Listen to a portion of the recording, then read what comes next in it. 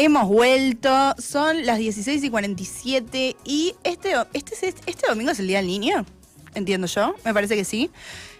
¿Qué onda el Día del Niño? Yo espero que me den un regalo, dado que no tengo hijos, soy hija única, siento que me lo merezco hasta que no haya un niño en la familia, pero parece que en el sector de las jugueterías están preocupados porque las ventas por el Día del Niño vienen complicadas, la competencia con todas las cosas importadas, digo, está difícil, pero bueno, mamá y papá, no sé si me están escuchando, yo espero mi regalo del Día del Niño este domingo. Y estamos en comunicación con nuestro columnista estrella de internacionales, el señor Pablo Macena. Hola Pablo, ¿me estás escuchando? ¿Qué tal? ¿Cómo te va? Muy buenas tardes. Vos también tenés niñas. Digo, te viene el Día del Niño, vas a tener que ponerte ahí. Sí, todos llevamos un niño en el rincón del corazón también. 3 niñas que ya son mujeres, pero que siempre algún regalito hay. Algún detalle. Por ahí, algún detallecito interesante para estos días. Pero bueno, porque nada, vale la pena celebrarlo y más en familia. Pablo, te quiero decir que arranqué el programa diciendo, hay malas noticias acá en Argentina, pero va a venir Pablo a hablar de malas noticias que están pasando en Bolivia, digo, para que no nos sintamos tan mal. Bien, perfecto. Bueno, y podemos seguir por el mundo porque hay un montón de malas noticias para no perder el tono de la conversación. Pero ojo que quizás tantas malas noticias luego puedan terminar en alguna buena. Esperemos. Vamos al punto. El próximo domingo no solamente se celebra el Día del Niño en la Argentina, sino que también en la República Hermana de Bolivia, en el Estado Plurinacional de Bolivia, se celebrarán elecciones nacionales.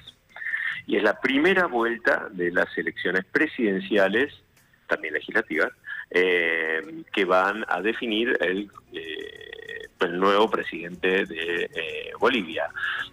Se elige presidente, también se elige la Cámara. Se eligen 36 senadores y 130 diputados. Un par de datos a considerar. También tiene mecanismo de balotaje en Bolivia, con la diferencia de nuestro balotaje, que en vez de ser el 45% más del voto válido emitido, en Bolivia es del 50% más 1. Más difícil. Claro, es más difícil. Es como si fuese el de la Ciudad de Buenos Aires para elegir jefe de gobierno. Es medio segunda vuelta seguro.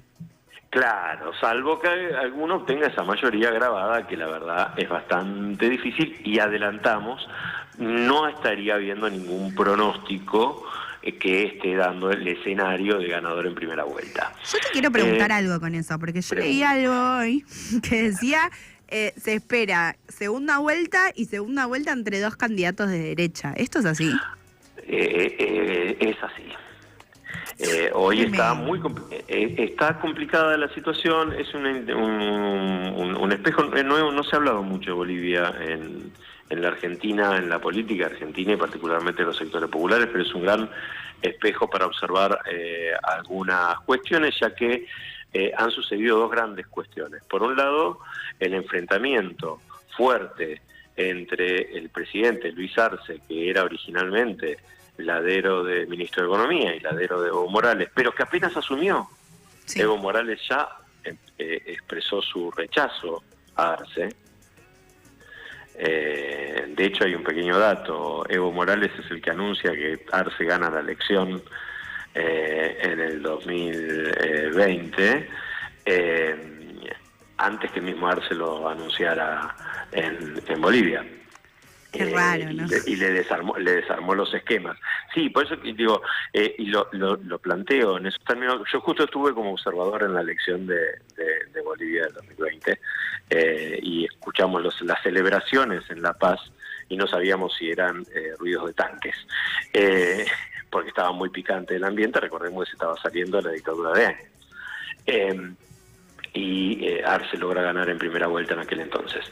Bueno, lo que digo, la disputa entre Arce y Evo Morales por el liderazgo del espacio progresista y demás fue notorio desde el primer momento. rompieron relaciones, y esa ruptura de relaciones entre Evo y Arce llevó a la división del MAS. Una división en donde la parte institucional se la quedó Arce y la base militante se la quedó Evo. Pero a la vez, Evo intentaba ser candidato en el 2025 y para ser candidato ahora tenía un par de problemas. Algunos vinculados con la justicia, por las causas que tiene pendientes, no solamente por cuestiones económicas, sino por cuestiones vinculadas a temas con menores, que lo estaba teniendo complicado, y Arce le dio cabida para que continúe. Pero por otro lado, hay un enfrentamiento político fuerte por repito, el liderazgo del MAS, que Evo lo saca por encima, sacando a la base militante a la calle, en contra del gobierno que había llevado al poder. Eso sucedió durante todo el año pasado, a tal punto que en septiembre del año pasado, ya en junio había habido un intento de golpe de Estado, y en septiembre hubo una movilización de las bases del MAS pidiendo la destitución de Arce. Por ende, el enfrentamiento entre Evo y Arce es total. Claro, el resultado es que la izquierda o el progresismo aparece dividida en tres espacios. Evo intenta presentarse por el MAS, no lo logra, queda inhabilitado porque ya habría cumplido los mandatos constitucionales permitidos. Toda una discusión constitucional al respecto, a la vez las causas que lo inhabilitarían. Intenta presentarse por otro partido por fuera del MAS, inhabilitan originalmente al MAS, luego lo inhabilitan a su partido Evo Pueblo. La cuestión es que queda finalmente inhabilitado. Hoy Evo Morales está llamando a la abstención. Bueno, no digo, en ese escenario, en un país hermano, ¿no? Digo, que tenemos tan cerca nuestro, bueno, uno dice, bueno, qué bien que dentro del peronismo se logró cierta unidad, ¿no? Y no estamos teniendo esa discusión. Claro, que no se llegó, sí, que la discusión interna no llegó a este nivel. Totalmente. Bueno, al menos en principio podemos decir que no hay nadie que esté intentando jugar a una derrota en estas elecciones. Lo digo de manera teórica, pero es una manera importante para mirarnos en el allá, para ver lo que podemos hacer acá. Porque hay una discusión sobre los liderazgos, presentes y futuros.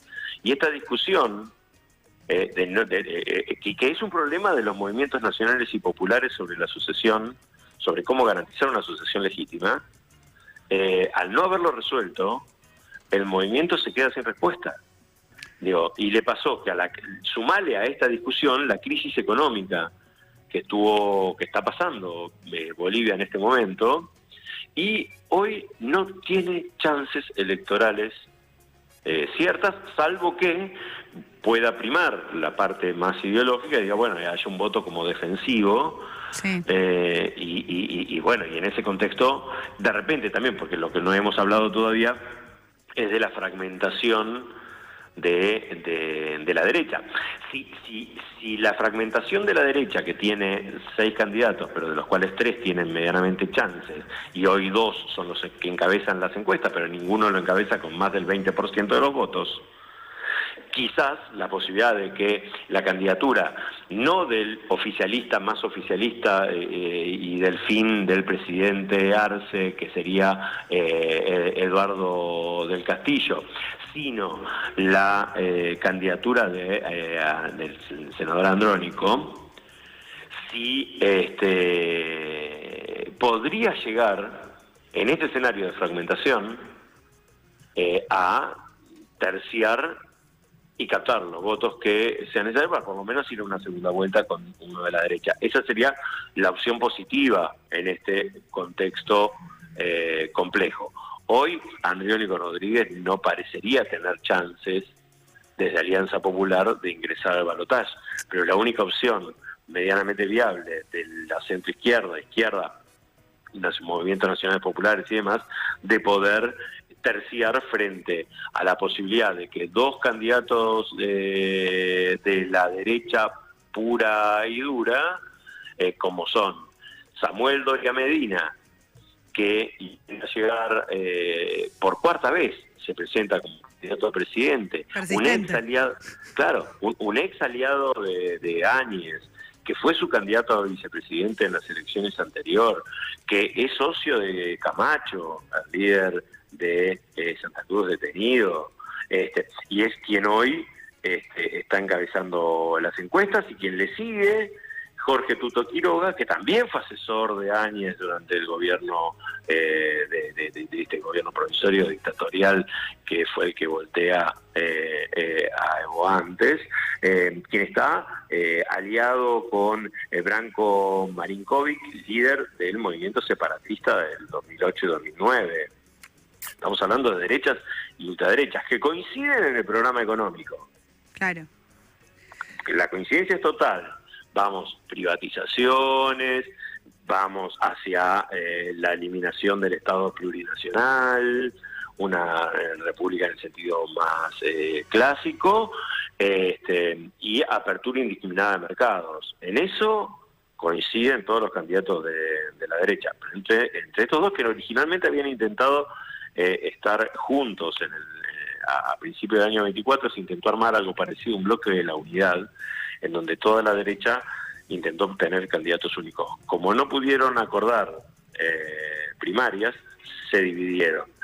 Claramente la derecha es mucho más clara en ese sentido que el progresismo de la izquierda a la hora de tener estrategias de cara a los balotajes, y se unirían. Hoy, entonces, en Bolivia lo que se espera para el próximo domingo es que sea entre estos dos candidatos, Samuel Doria Medina y Jorge Tuto Quiroga, quienes vayan a un próximo balotaje en el mes de noviembre. El tercero en disputa es Manfred Reyes Villa, y entre medio se espera, desde los sectores populares, progresistas y demás, le ponemos una ficha Andrónico Rodríguez. El dato: 8.700.000 bolivianos están habilitados para ejercer el voto, y votan en 22 países también del exterior de Bolivia. Uno de ellos es la República Argentina, en donde 167.468 bolivianos están en condiciones de votar. Se vota en 22 de las 24 provincias. No se vota, no hay mesas habilitadas ni en Tierra del Fuego ni en Santiago del Estero. En el resto del país, en todos lados hay mesas. Para los miembros de la comunidad que estén escuchando el programa, en las páginas del órgano electoral plurinacional de Bolivia está el listado de los locales habilitados para votar en cada una de las provincias argentinas y de la ciudad de Buenos Aires. Pablo. Así que el próximo domingo, elecciones en Bolivia, y ese es uno de los temas principales. Así es. Pablo, te consulto, ¿vos crees que hay posibilidades de que Evo se corra un poco, ¿no?, de este debate, ¿no? También digo que lo tiene de protagonista sobre qué va a pasar en el movimiento del socialismo, para permitir, cierta sucesión. Evo se peleó con García Linera, más allá de la pelea que hay hoy, hoy Evo ya no es símbolo de unidad dentro de la izquierda en Bolivia. Exactamente, y la respuesta es simple: no. No, y ese es y con todo el dolor del alma. Sí. El problema que tienen, los conductores de los movimientos nacionales y populares, que hacen de su construcción personalísima, porque es lógico que la tengan que ser personalísima, porque es lo que le dan sentido a la velocidad del movimiento en determinado momento. Pero luego, como esta legitimidad, este carisma y estas particularidades no se trasladan a otros, sí, no pueden disponer de una sucesión ordenada. Sí, también fue el caso de Ecuador, digamos. Pero, Manu, es el caso de Ecuador, es el caso de Brasil. Sí, yo Brasil, viste, que lo tiendo a separar un poco porque, bueno, o sea, había una posibilidad con Dilma, después pasó todo lo que pasó. Sí. Digo, como que hubo una búsqueda de... Hubo una búsqueda más ordenada, porque el PT es un partido más ordenado, es cierto, pero el liderazgo de Lula fue fundamental, tanto para trasladarle Sí. el poder a Dilma, que no le alcanzó cuando lo bajan de la candidatura por estar preso y se la pasa, y la candidatura recae en Fernando Haddad, que no recibe los votos que tenía potencialmente Lula. Digo, es un problema en la Argentina. Sí. Quizás los que no tuvieron ese problema, pero por la conformación orgánica de la fuerza política, fue el Frente Amplio en Uruguay.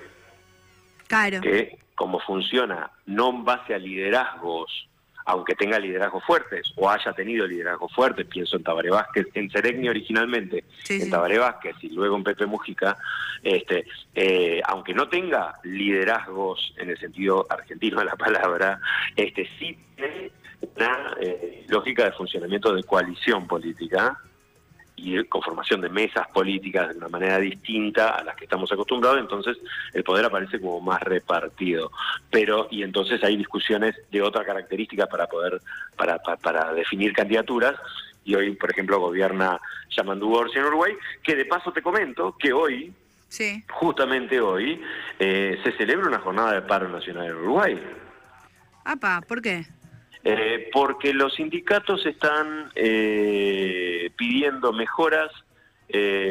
La consigna fue más trabajo y salario en el marco de la apertura de las negociaciones colectivas y como una manera de meter presión de cara a la presentación de la ley de presupuesto. En Uruguay el presupuesto es plurianual, 5 años, y entonces se está ahora presentando se está elaborando el presupuesto que le va a permitir la gestión de los 5 años al gobierno de Orsi, y el sindicalismo estaba pensando en la necesidad de incorporar un impuesto, a ver si a ustedes les suena, de un 1% para el 1% más rico de la población.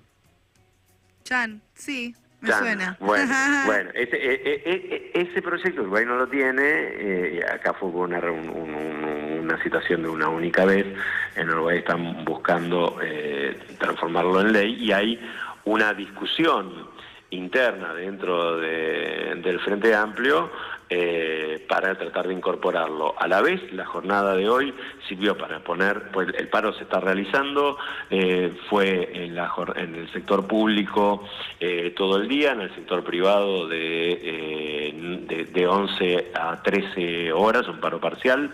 No hubo paro de colectivos porque se organizó una movilización hacia la Plaza Primero de Mayo, que es la del Congreso del Uruguay, el Palacio Legislativo, una movilización que fue multitudinaria, pero los gremios continuaron con el trabajo, los gremios del transporte, para facilitar el acceso a la movilización. También se discute y se pone sobre la mesa el planteo de lograr la reducción de la jornada laboral a 40 horas, pero con pago de 48, y hubo discursos duros de los dirigentes del PIT-CNT, como un planteamiento hacia el gobierno para que tome esta agenda. Recordemos que en Uruguay el PIT-CNT tiene una relación con el Frente Amplio similar a la que tiene la CGT con el peronismo. Claro. Digo, entonces, que estamos en agosto, el gobierno del Frente Amplio asumió el 1 de marzo. Digo, entonces, es un tema. Y hoy, de paso, hoy es un día importante para Uruguay y Argentina. Juega, me meto en terrenos deportivos, pero no tanto. Hoy juega en Montevideo Peñarol contra Racing. Apa, me gusta que me traigas noticias deportivas. Pero hay una noticia deportiva vinculada con lo político, porque el tema está picante.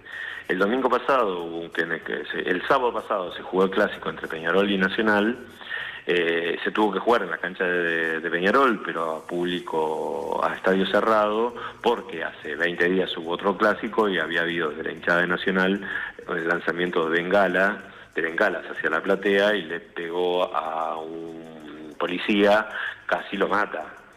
Gracias a esa situación se decidieron que los clásicos se jugaran a puertas cerradas. Ok, Peñarol gana el sábado el clásico a puertas cerradas y se produce el sábado de la noche un acontecimiento que fue que en un pueblo del Uruguay, Toledo, había hinchas de Peñarol en la puerta de su casa con una bandera celebrando el triunfo, y vienen en 2 motos hinchas de Nacional, le sacan un arma y de la casa sale una persona armada que resultó ser policía y mata a 2.